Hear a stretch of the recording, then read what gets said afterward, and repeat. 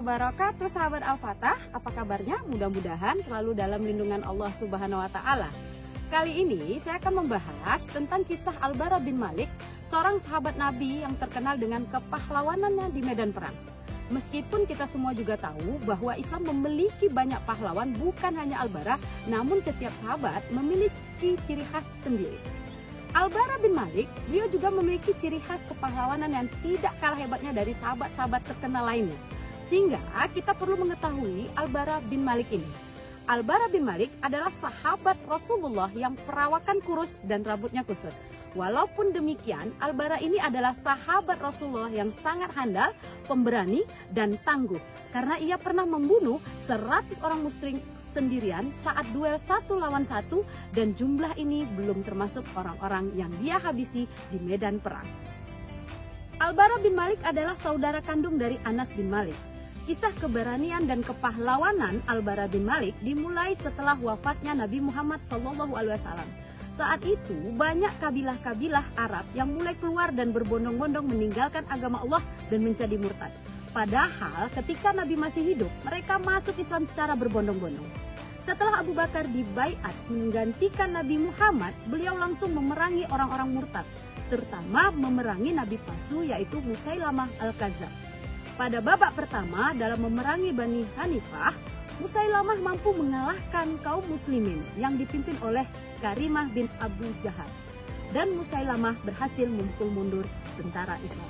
Abu Bakar langsung mengirim pasukan kedua yang dipimpin oleh Khalid bin Walid yang beranggotakan para sahabat dari orang-orang Muhajirin dan orang Ansor.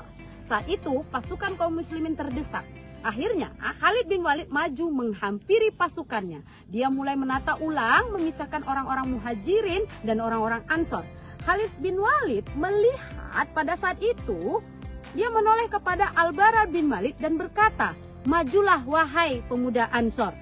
Maka Al-Bara melihat kepada kaumnya dan berkata dengan perkataan, "Wahai orang-orang Ansor, jangan ada salah seorang dari kalian yang berpikir untuk pulang ke Madinah. Tidak ada Madinah bagi kalian setelah hari ini. Yang ada hanyalah Allah dan semata-mata untuk mati syahid." Lalu Al-Bara bin Malik melangkah maju menyerang orang-orang musyrik. Dia menerjang membelah barisan musuh sehingga bumi yang dipijak oleh Musailamah dengan pasukannya berguncang. Maka mereka pun mundur, berlindung ke dalam benteng yang kemudian dikenal setelah itu dalam sejarah dengan benteng kematian. Karena banyaknya korban yang terbunuh di dalam benteng kematian ini. Akhirnya kaum muslimin berhamburan masuk ke dalam benteng kematian. Dari dinding-dindingnya, bahkan dari pintu-pintunya. Di perang ini Musailamah Al-Kadzab wafat. Meski sudah memenangkan perang melawan Musailamah, Al-Bara terus mencari syahadah. Dia terus menerjuni perang demi perang. Dia sangat ingin mewujudkan impian besarnya, rindu bertemu dengan Rasulullah. Al-Bara saat itu mengikuti perang penaklukan kota Tustar di negara Persia. Orang-orang Persia bersembunyi di salah satu benteng yang sangat tinggi.